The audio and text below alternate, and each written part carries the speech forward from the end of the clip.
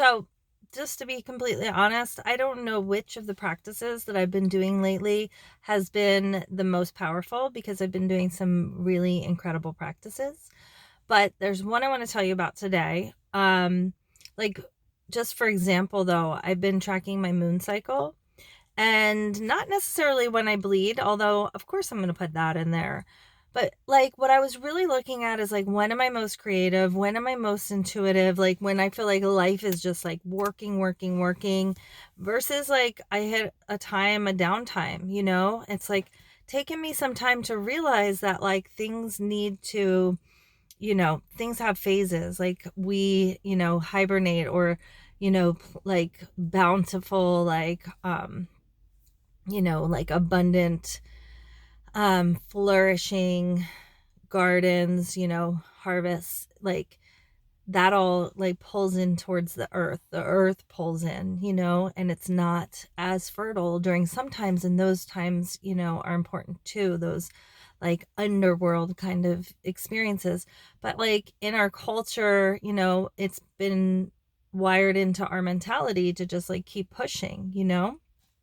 Like one of the things that's great about Zoom for women is you can just like sit there and like bleed, because like normally, I mean, not normally, but it would be nicer if we didn't even have to work when we were bleeding. It'd be nicer if life was more in flow with the fact that there are phases.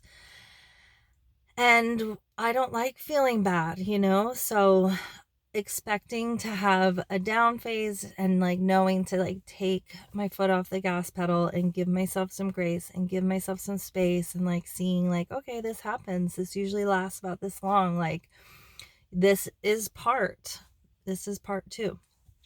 So granted, I'm in a little bit of a better part of my moon phase right now, but I think what's been really helping me is my gratitude practice. So I want to tell you about that. And I want to mention one place that I think that we neglect to offer gratitude a lot in our culture. But before I do that, I'll just tell you what I do. I'm also going to do another separate video on dopamine, um, on how to prime your reward system. That's another thing I've been doing that's been really powerful. So what I do for gratitude is like when my head is on the pillow between day and night. So basically, like as I'm falling asleep or in the morning as I'm waking up, I think about everything that I'm grateful for. And you might want to tweak this specific to you. I'd love to hear like if you find tweaks that really work for you, and I would love to hear from you if like this is really impacting you. I'd love to hear from you because it would be helpful to me. But yeah, just yeah, I think that's all I was going to say about that. Like, that's just made a huge difference in my life. I think that that's the thing that I've been doing that's been the most powerful lately. Um, and the one that um, the thing that I think that we lack sending gratitude to the most in our culture, particularly maybe even as women, is to our relationships.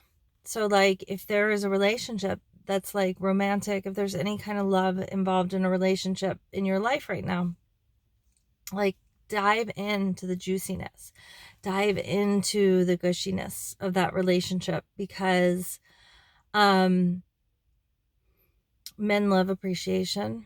They love when like whatever they're doing is enough for you. And I think for me personally, and I think for a lot of people, the focus is like the lack. The focus is on what's missing. The focus is on what needs to be fixed. And it's just so interesting how difficult that can make it for someone who desires appreciation, and how easy it is to miss all the things that we appreciate about having this person in our life. So I think that's a really powerful place to practice as well. So yeah, just send me a message and let me know if this is working for you or how it's impacting you, if it's had made some significant impact for you, or like tweaks that you've done that have worked for you. So yeah, it would really help me to hear about it from you, and I'd love to hear from you. Okay, take care.